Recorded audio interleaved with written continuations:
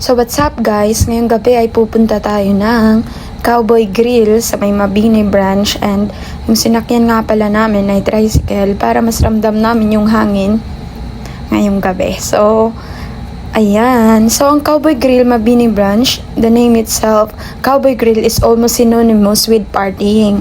So it conjures images of live local bands entertainment in Manila. They also have good foods and clean fun, which makes it the best place to hang out. So, kasama yung loved ones mo, yung families mo, and barkadas. So, dito sa Cowboy Grill, hindi ka talaga makaka-feel na like parang ano siya, parang delikado ganyan, kasi sobrang comfortable and marami pong nagbabantay talaga to make sure na ang place na to ay safe.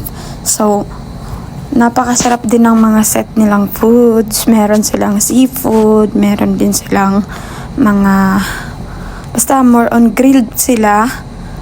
Kung gusto mo, pipili ka lang kung ano yung mga gusto mong pagkain. So, madalas kami dito sa Cowboy Grill kasi sa lahat po ng mga napuntahan namin na bar ay mas dito talaga namin nafe-feel yung yung standard talaga ng music, yung mga nagpi-play. Madalas sila talaga yung mga magagaling. So kahapon galing din kami dito kahapon ng gabi, and yun, sobrang nakaka-overwhelm lang kasi mas sulit talaga yung pera mo. Sa 1.5 plus mo, meron ka ng set of food, and hindi po siya like yung food lang na mabilisang niluto, kundi yung food talaga nila is quality talaga and magugustuhan talaga. So if you have, meron kang ka-date or meron kang mga kasama na barkada, so this place is for you. And dito lang din yan sa Manila. Sakay lang kayo ng tricycle, e-trike, or kapag nasa hotel kayo, pwede din naman kayo mag-grab kung ayaw nyo ng tricycle. Pero kami kasi mas prefer namin yung tricycle or e-trike kasi mabilis, mahangin, at the same time di ka talaga mabuboring kasi kitang-kita mo talaga yung yung paligid mo. Tapos ayan, medyo traffic nga lang kasi uwian, pero okay lang kasi sulit naman. And ang dati pala namin na pinag-check-inan is mismong tapat lang ng Cowboy Grill, pero lumipat kasi kami para mas medyo lang, mura lang, kasi doon medyo mahal siya, pero okay naman kasi sobra din na maganda. Pero dito kasi sa check-inan namin, mas nakaka-less kami and mas okay kasi syempre 'di ba, for like ilang days kailangan makatipid. Kasi although meron tayong pera, pero iba pa rin pag nagtitipid tayo kasi may bukas pa. So ayan, si kuya pala, 2 beses na rin kami nakasakay sa kanya kasi halos siya lang din yung sila yung mga unang nagta-tricycle dito. And pag pupunta kaming Rob dati galing ng City Garden, nagta-tricycle din kami or e-trike. Pero ngayon kasi yung Rob kasi nasa baba lang namin mismo sa hotel na pinagstayan namin, kaya di namin magta-tricycle. So ayan yung madadaanan mo kapag pupunta ka ng Cowboy Grill. And maganda kasi yan, dito kasi maraming mga Koreano, maraming mga Japanese, Chinese, and meron ding mga dyan, mga store na mura lang din. Mas mabilis lang din makabili kasi nasa baba lang ng mismong building kung ayaw mong lumayo. So napakaganda kapag pupunta ka dito sa Manila, kapag nasa main lang kayo, para mas mabilis kapag gusto nyong bumili ng kung ano-ano, lalo na kapag malapit kayo sa Robinson. Sa Robinsons kasi di nyo na kailangan ng like hahanap pa kayo ng ibang lugar kasi nandun na lahat. And Yun, madalas din, nagsa 7-Eleven din kami.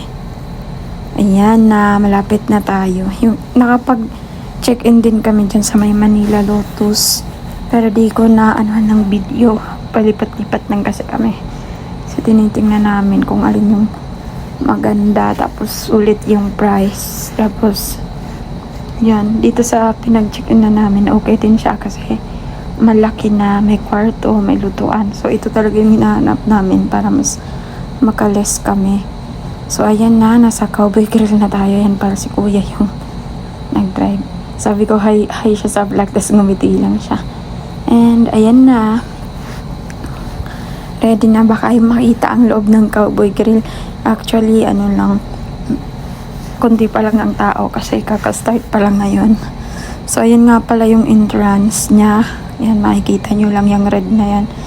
Makikita mo yung Cowboy Grill and meron silang horse na block dun sa taas. Kaya mas mabilis mo ma-identify kung alin ito banda. And then, ayan na si Kuya. Madalas dito, chine-check.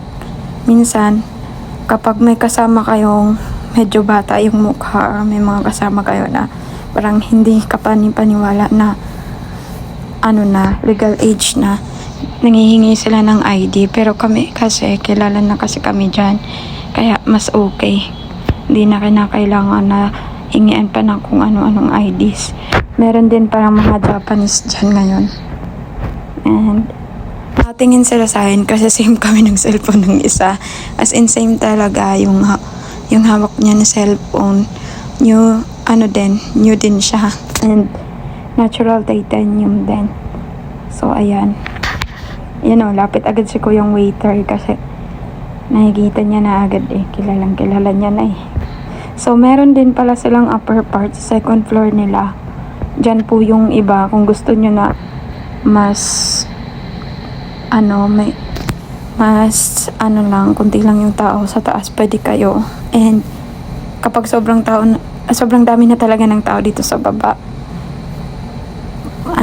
dun talaga sa taas yung iba.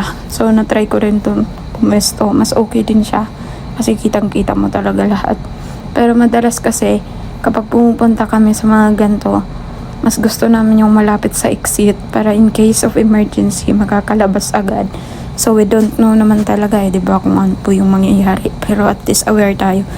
Ako po talaga lagi po akong nakaharap sa exit. Kapag umuupo, gusto ko nakikita ko yung exit para nakikita ko yung mga pumapasok at mga nangyayari.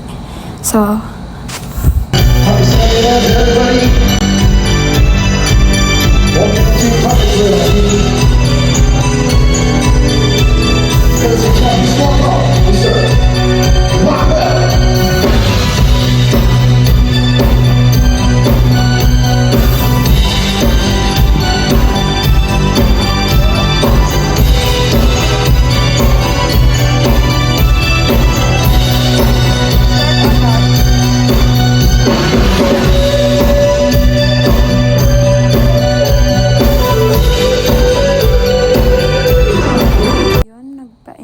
sila and ayan na rin pala yung pagkain namin. So makakatipid kayo kapag kasama mo yung mga barkada mo, and at the same time ay sulit na rin ang inyong gape, diba?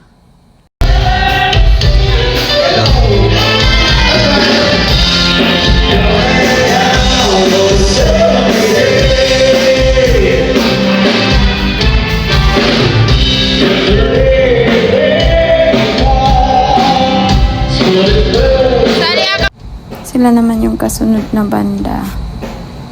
Palit-palit kasi dito siguro nasa 10 kanta lang. Tapos okay na. Tapos ibang banda naman yung tutugtog.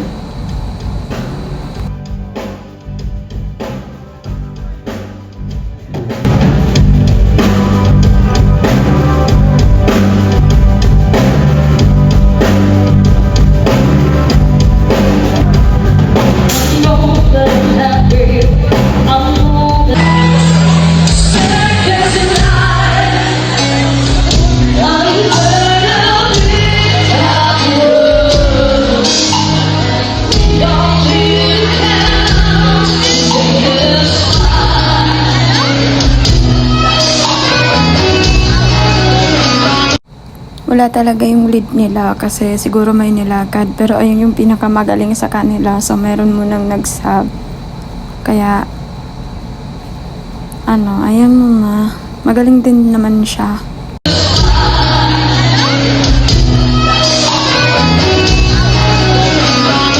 So, habang nakikinig ako sa band, ayan, nakikita ko sobrang sweet nila lola at lolo, diba?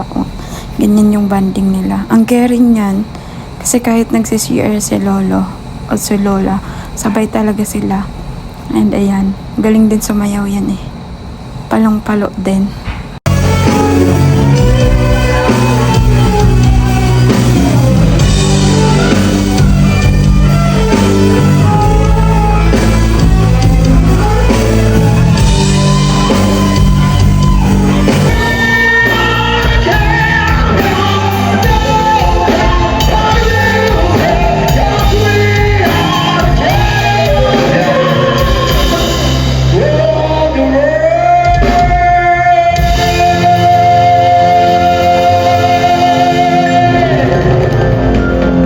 Ganun lang. Hindi ko na na-video halos lahat kasi ang dami talagang kanta. Dumaan na rin pala kami ng City Garden. Dito kasi favorite namin na magkape dito. Sarap ng cappuccino nila. Tapos meron na rin iba't ibang mga drinks na gusto mo. O, diba? So, sobrang sulit. Yan. Nagpicture na rin pala ako sa may Cowboy Grill na CR. So, yun yung drinks nila guys dito sa City Garden pala. Bye-bye. Thank you for watching.